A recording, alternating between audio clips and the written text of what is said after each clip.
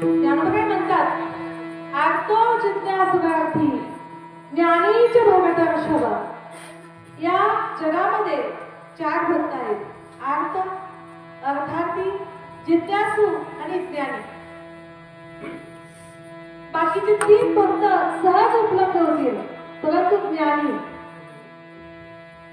बहुनाम जन्म तामस्ते ज्ञानवान्नां प्रपद्यते वासुदेवस्तमिति स महात्मा सुदुर्लभः. सगळीकडे भगवंत आहे असा जाणणारा भक्त जन्माला येणं खूप अवघड आहे. आणि संतांना सगळीकडे देव दिसतो. देव संतांना फक्त माणसातच दिसतो असं नाही.